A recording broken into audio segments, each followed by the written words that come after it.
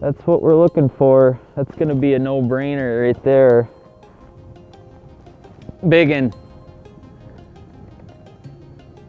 Biggin. Biggin right away. First drop. Yeah, that doesn't take long, does it, with the old Panoptix? You can really make short work of some nice big crappies, boy. Wow, look at that one. First one. I should get the net, but I'll see if I can't grab them here. Yeah, that's a real great start on a little lipless. You know, that's the thing about fishing a lipless, is that you can kind of weed out some of the big ends from the small ends. But you know, that's a nice crappie, and they're in the fall. It's just it's feast or famine, and right now for us, fortunately, it's feast.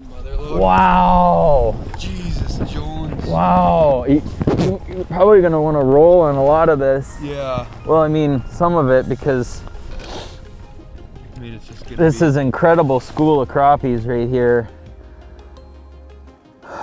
I don't know if you can really truly fathom the amount of fish that are there, but with LiveScope, I'm panning. This whole time I'm talking, I'm panning through fish. This is all fish, believe it or not. And I can prove that to you by just simply catching them. Right now they're, you know, the beginning lead edge of the school is at 10 feet away from the boat. So I can make a little toss right out here with my lipless, and you'll see my bait coming down, going down. The bait falls fairly fast enough. You know, it's getting down. And being a lipless bait, you know, there's a lot of vibration, and it definitely attracts the fish pretty well in the presence of the bait. This happens to be a little Rattl'n Vibe mini. You can take a look online and see the variety of colors you can choose from your natural bait fish patterns all the way down to your UVs. The nature of a lipless causes a lot of commotion and vibration, and this is absolutely great for fishing through the ice or catching a wide variety of different species of fish. Oh, there he is right there. If that's, I mean, if these are crappies, these are, I mean, if that's a crappie, that is a big crappie. Little mouth, I mean, you know, they have light skin mouths.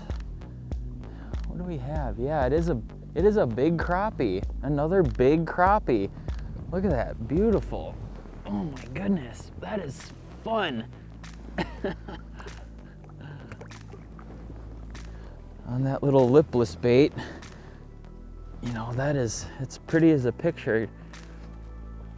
Right there, I'm using braid. I love using braid on panfish. This is actually 10-pound seagar. I just freshly spooled that up with a little 6-pound fluoro on there, a little shock absorption. And the thing about fishing a little bit deeper, I mean, it's just so nice because that thin diameter is just so good for cutting water and getting baits down fast. I'm using a light rod. This is great for panfish. You kind of need a mix of sensitivity and a little bit of sponginess too, because, you know, crappies have such paper thin mouths. And of course this one, he's just jammed right in. He was never gonna come off. But with those paper mouths, you know, you have light wire hooks, so you need a little bit of forgiveness on the rod, and that's where I use the rod and a little shank of fluorocarbon to account for that. But again, just a beautiful basin crappie.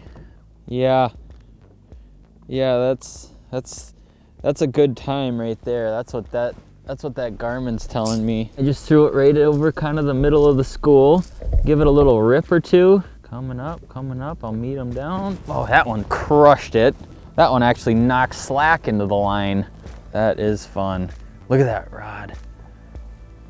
That's the right rod too. Try not to tear those hooks out. Yeah, that's a big crappie. Look at that. That is a big crappie.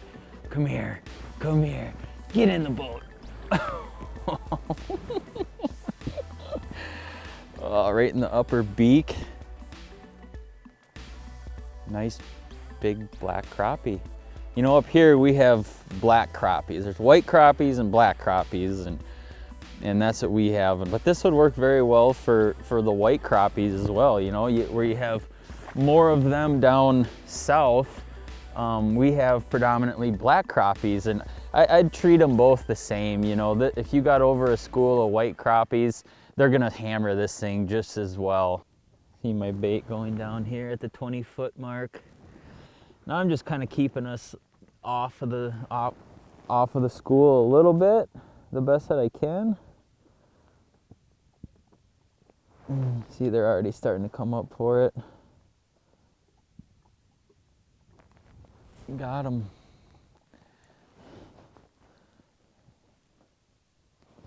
Nice. Look at those little head shakes on them. For a crappie, they pull pretty good. That is fun. Oh, that's a big one. Ho, ho, ho, ho. Whoa.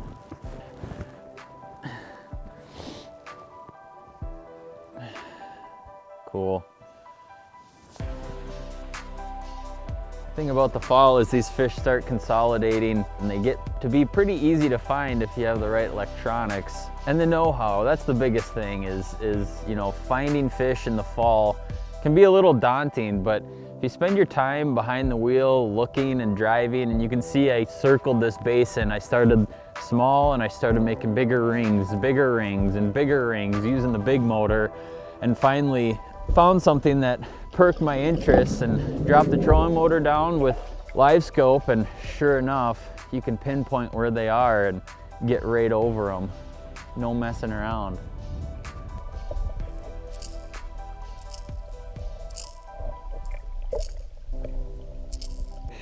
I really am not doing a whole lot with the bait. It's just a matter of getting around them is the deal. Honestly, you know, with the amount of fish that are here, it's just getting in the presence of them is the biggest thing.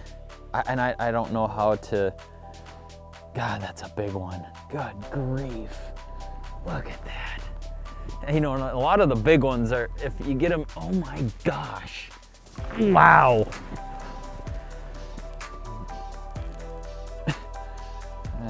A bit speechless just because I don't get to do this all the time, and this is so cool. This is the type of deal that trips my trigger in the fall. Big giant slab crappies like that, especially in artificials where you're not messing around. Just drop it down and they hammer it. I mean, they're knocking slack into my line.